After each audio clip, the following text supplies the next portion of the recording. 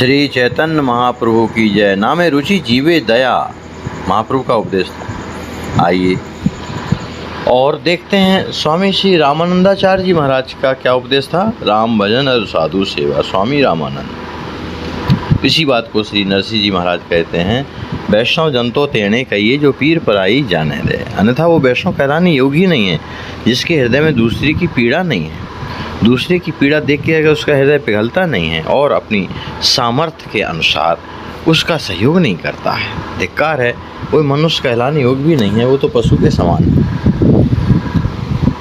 वास्तव में जो गोस्वामी जी कहते हैं, संत हृदय नवनीत समाना, कहा कबिन पर कहे निज परिताप द्रवय नवनीता, पर दुख द्रवय सो संत पुनीता।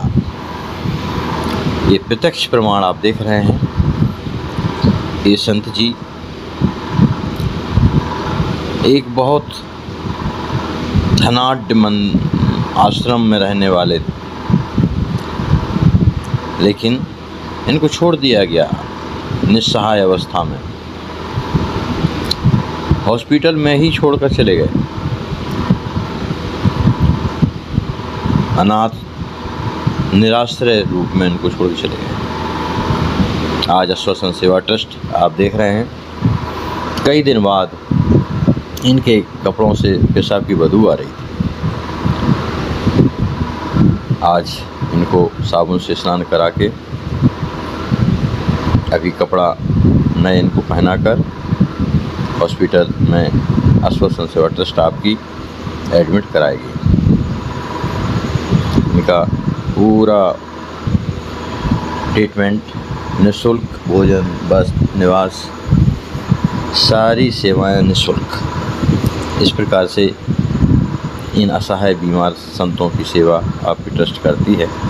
आप आइए और स्वयं देखिए इस महान सेवा यज्ञ को, कितनी महान सेवा है। बहुत से कार्य हैं अच्छे,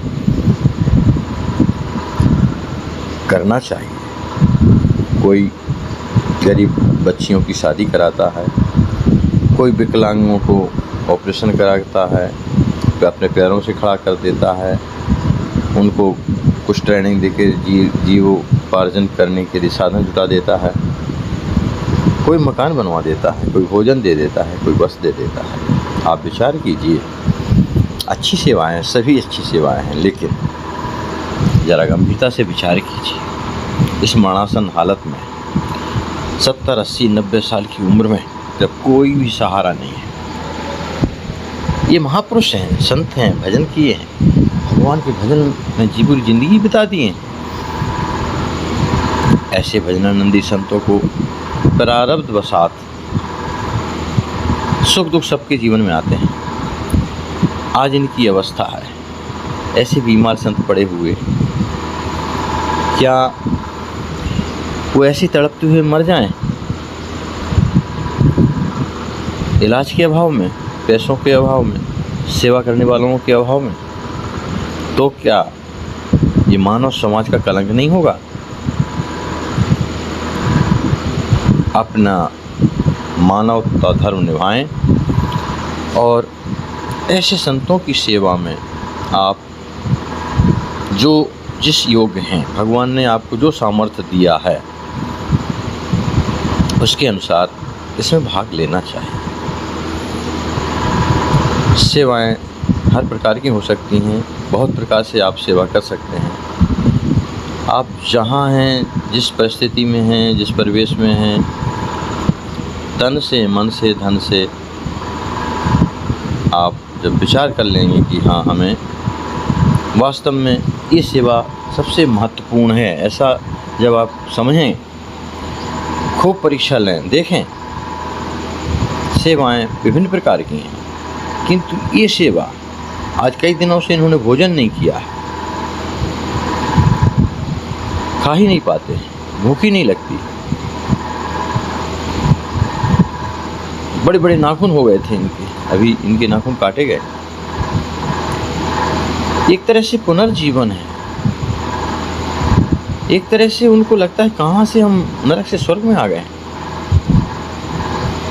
इनके हृदय से, वाणी की जरूरत नहीं है, ये हृदय से आशीर्वाद निकलता है। वो आशीर्वाद कहाँ तक जाएगा? जिसका पैसा इसमें लग रहा है, जिसका तन इसमें लग रहा है, जिसका मन इसमें लग रहा है, जिसकी बुद्धि इसमें लग रही है, उन सब तक इनका आशीर्वाद पहुँचेगा। भगवान अंतर्यामी है, वो सब देख रहे हैं। इस महान सेवा यज्ञ में किन किन ये लोगों की आहुतियाँ पड़ रही हैं, एक एक पैसे का बड़ा महत्व है।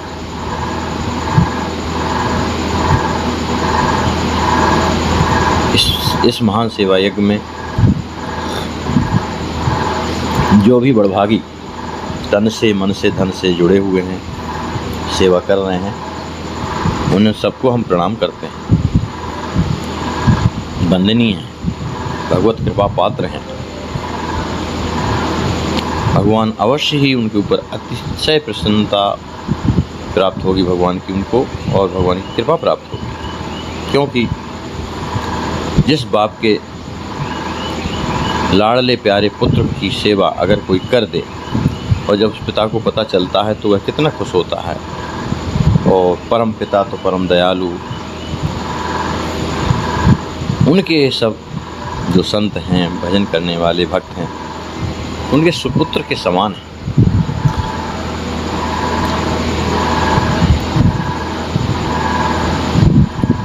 शास्त्रों में जगह जगह परोपकार की, दया की प्रशंसा की गई। परहित सरिस धर्म नहीं भाई, और परपीड़ा सम नहीं अधमाई। दूसरे को पीड़ा देने के समान कोई बड़ा पाप नहीं है, और परहित सरिस, दूसरे का हित करने के समान कोई पुण्य नहीं है। वास्तव में विचार करें हम,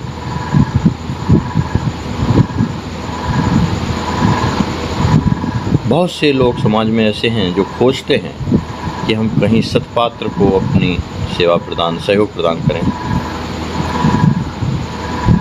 परीक्षा लें, खोजें, जांचें, परखें कि संस्था केवल कागज़ में ही तो नहीं है। बहुत सी आजकल NGO बनती हैं जो कागज़ पर ही चलती हैं, सरकारी ऐड भी प्राप्त करते हैं और समाज से डोनेशन भी प्राप्त करती हैं, पर धरातल पर वो कितनी सच्चाई है वो तो परखने पर ही पता चलता है।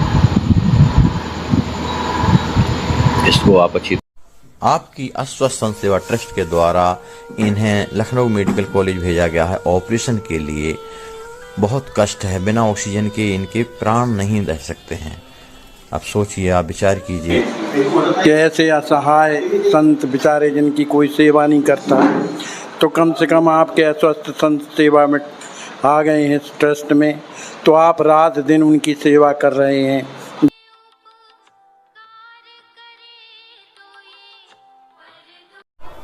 हाय, इनको कितना कष्ट है। आज बाबा हॉस्पिटल में आपको ये लकवा मारा है, कितने दिन पहले मारा है? अपने को स्वयं इस जगह पर रख कर देखें, जब पैसा भी पास में ना हो और कोई अपना सहयोग करने वाला भी ना हो तो क्या होगा।